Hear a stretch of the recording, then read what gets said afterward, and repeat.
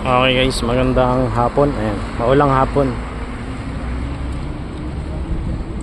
Ayan, update tayo sa lagay ng ating pantalan ngayong hapon.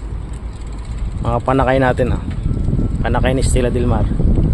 Ito arrival natin, si Stella Del Mar. Ang muling pagbabalik ni Stella Del Mar sa Dangay Ruas Port. Ayan, nandito ulit siya, galing Batangas. Ayan, bali nakabiyahe na siya kaninang umaga. Ngayon balik siya dito alas 6 ng hapon, schedule niya.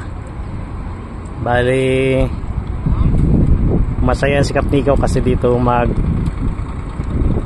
celebrate ng Pasko at saka bagong taon sa kanyang lugar. Medyo malapit sa pamilya niya, si Kapnikaw Gregorio. Ayan, yung ating kapitan.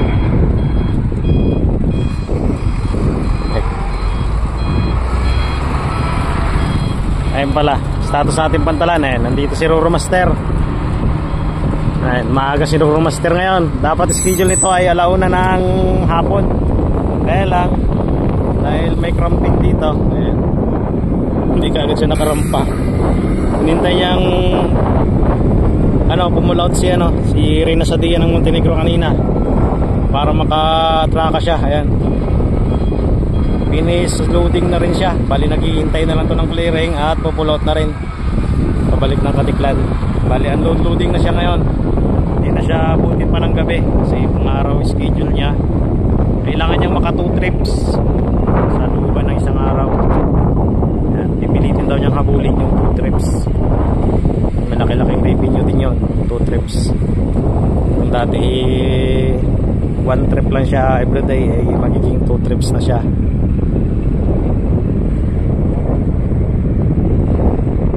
Ayan, meron tayong cramping dito sa cramp number 6, number 5 lang pala ito. Si Juliana ulit. Gusto talaga ng barkong to, lagi dito. Kailang balik-balik yan dito. Tapos ito si Stella Del Mar, galing Katiklan to. Kanina siya dumating galing Batangas. Bali bumiyahe siya sa Batangas to Katiklan, then Katiklan to Ruas kaninang umaga. Schedule niya alas 6 ng umaga. Tapos ayun, Katiklan. Nagalauna naman siya ng alas 12 siya ng tanghali kanina dun sa Katiklan pabalik dito.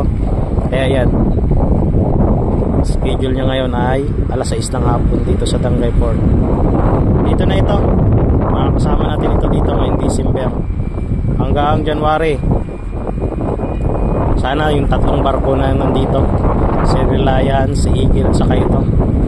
Kasi yung mga bus dito nadadaan karamihan ng bus dito na ulit sa Mindoro. Kaya yan, bali 3 na yung magiging barko ulit natin dito. Puro kulay asol. Yung Poseidon wala na dito. Si Poseidon ay bali lilipat na ng Calapan, Batangas. Doon na siya babiyahe, yung 2 Poseidon. Ito na lang yung dito ulit, mga blue, si Del Mar at saka si Eagle bago si Reliance. May kargang bus to. May kargang bus, Gasat ang nasa unahan.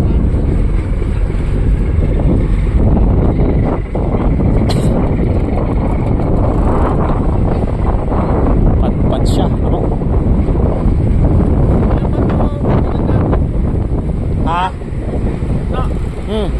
lang nagdagdag?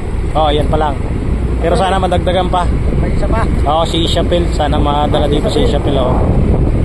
Tingnan natin kung may pa. Kasi kulang kami sa schedule. Bali, kulang kami sa schedule pag nag-apat ng barko dito. Kulangin kami. Schedule lang kasi namin sa ngayon ay alas 11 ng umaga, alas 2 ng hapon, alas 6 ng hapon, alas 11 ng gabi, alas 2 ng madaling araw, at alas 6 ng umaga. Yung pa lang yung schedule natin, kukulangin yun para lang yun sa 3 barko. Kailangan nating magdagdag pa ulit ng another schedule para sa isa pang barko. mag-aapat tayo ng barko. Bubukas kami siguro mga alas 9 na schedule, alas 9 ng umaga at alas 9 ng gabi. Yun, schedule din namin dati yun, yung alas 9 na yun, alas 9 ng umaga at alas 9 ng gabi. Baka mabubuksan yun, Katiklan.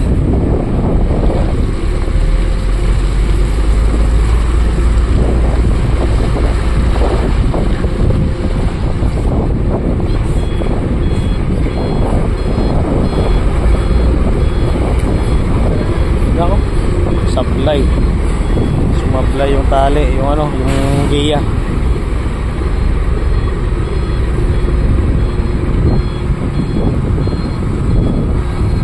daming panakay, ang dami namin tracking ngayon. Hindi namin maubos-ubos yung tracking. Bukod sa connecting, may mga walk-in pa na talagang gustong sumakay. Ang problema hindi naman natin mapuno-puno to, at ang laman lang naman na tin-wheeler nito 14 sagad na yon sa 14 tin-wheeler. Tapos private, ilang private na lang yun, 5 private na lang yun at 2 forward. Yun yung capacity ng barkong ito. Itong 3 barkong ito, yun na yung capacity niyan. Hindi kagaya din na Poseidon, kaya nating magkarga doon hanggang 30 rolling cargo, 26 na tin-wheeler at 4 na forward, kaya yun. Yun nga lang, mabagal lang si Poseidon. Ito naman kasi matulin ito, 4 na oras lang. Kaya nga nitong kunin ng 3 oras at kalahati ang Ruwas to Katiklan.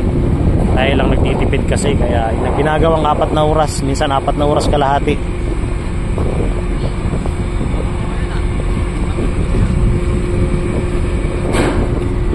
Si Ruro Master, oh.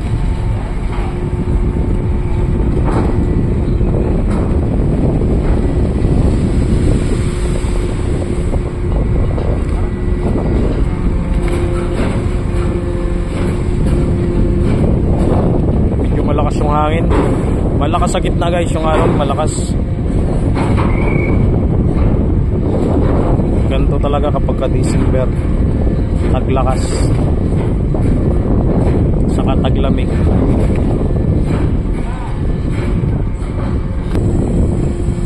Ayan, bababa tayo na rampahan.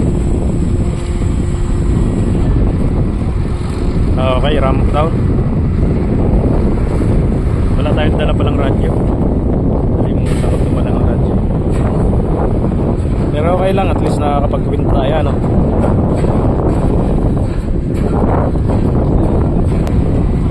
Okay, isang bus yata yun. Isang bus yung sakay.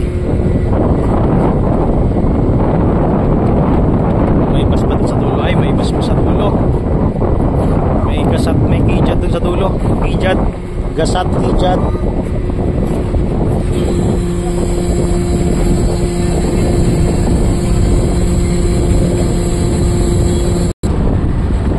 Okay guys, baba na yung mga pasahero.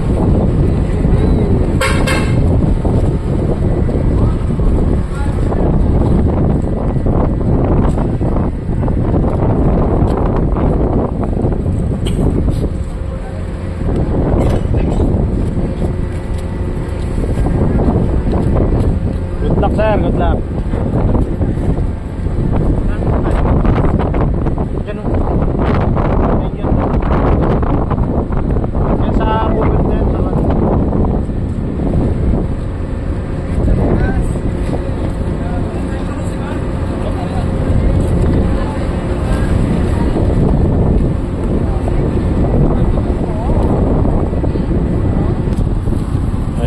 Pasahero. Daming mastig siguro ito. Ayan, kasi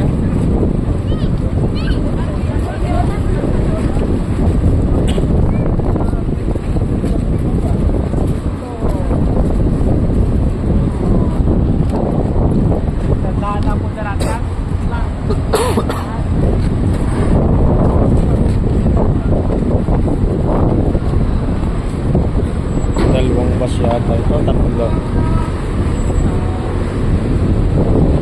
So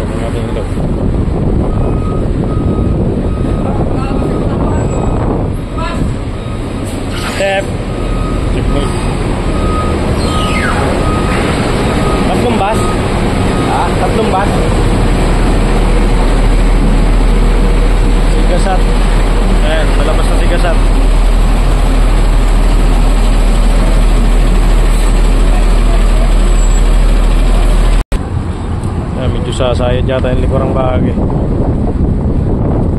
Kailangan kalsuhan.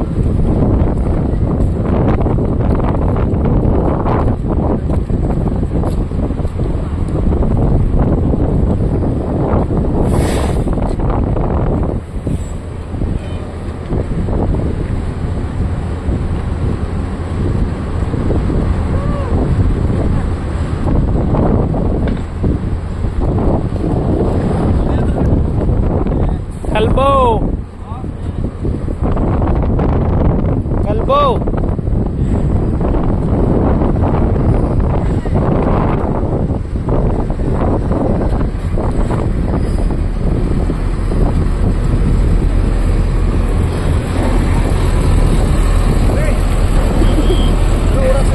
Ha?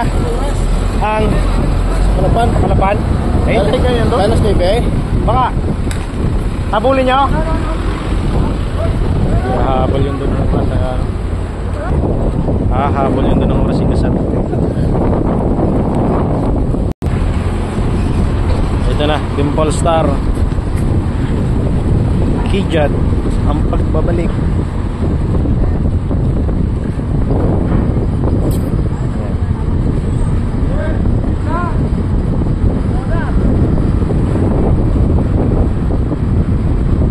Bagong mukha.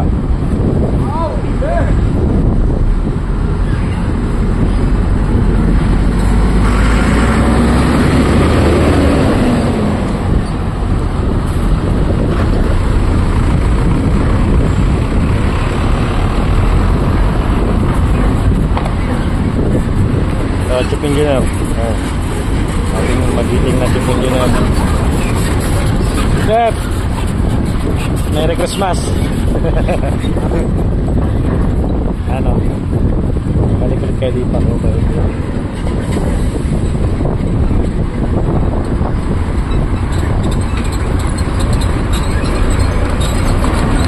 Private.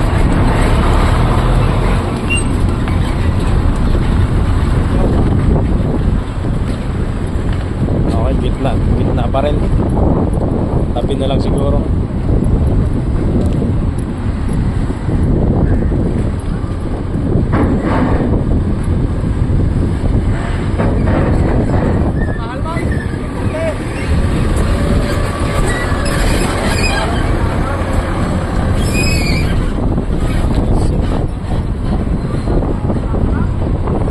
Tabi na lang bago yung private na yan. Sumakay.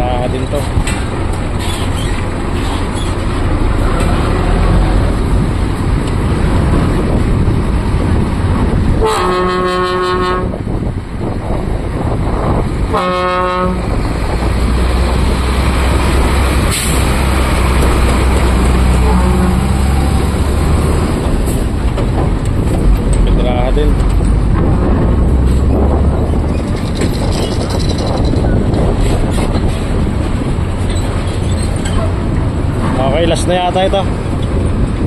Finish unload tayo dito. CA Logistic. Okay. Finish unload. Paano guys? Yan yung status natin ngayong gabi. Kakakarga lang kami ng fresh water. Ito. Mga dalawang ganito. At loading din tayo maya maya. Yan. Ating mga panakay. Yan. Inabutan tayo ng gabi na.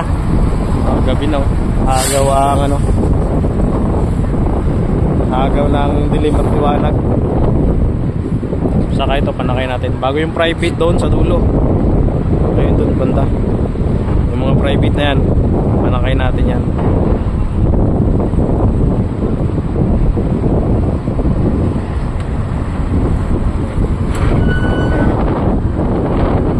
Paano guys?